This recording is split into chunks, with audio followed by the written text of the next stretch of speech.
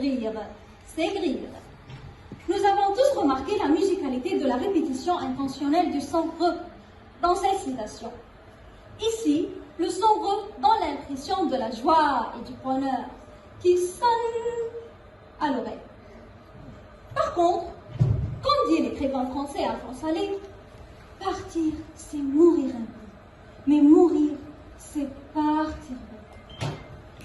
De la sorte, le son re redevient sur le coup un symbole sonore de tristesse et de chagrin. Pour cela, j'ai fait l'hypothèse suivante. Tout phonème peut être un signe auditif pour exprimer tel ou tel état d'âme, mais pas de façon générale. C'est seulement d'après le contexte dans lequel les sons éclatent à haute voix. Alors, la poésie est avant tout un travail sur la sonorité, où le choix des sons n'est jamais arbitraire. Ainsi, l'objectif de ma thèse est d'établir une relation logique entre la structure des sons et la perception de leur sens. Mais comment générer cette liaison?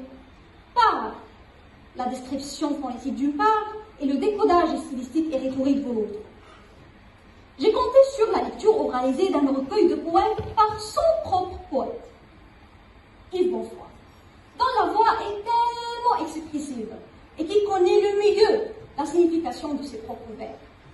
Et puisque tout poème implique normalement un effet sentimental unique, j'ai analysé chaque morceau poétique à part pour bien indiquer son thème dominant. Et avec un choix conscient des sons dans un poème, le sens devient plus clair et plus profond grâce à la musicalité qui sensibilise les oreilles et touche le cœur. Et pour schématiser mes résultats avec des spectrogrammes et des représentations visuelles, j'ai utilisé un logiciel numérique pour mesurer minutieusement les nuances auditives et les phénomènes prosodiques, comme par exemple l'allongement des voyelles, les possessions des pauses, les courbées mélodiques, les types de l'intonation, le rythme et les sons accentués. Certes, le symbolisme phonétique en poésie joue un rôle crucial en incitant le récepteur à avoir un reflet émotionnel. Maintenant, après avoir déchiffré les poèmes, j'ai créé une échelle des valeurs symboliques des sons. Et le lien solide entre le son et le sens paraît magique.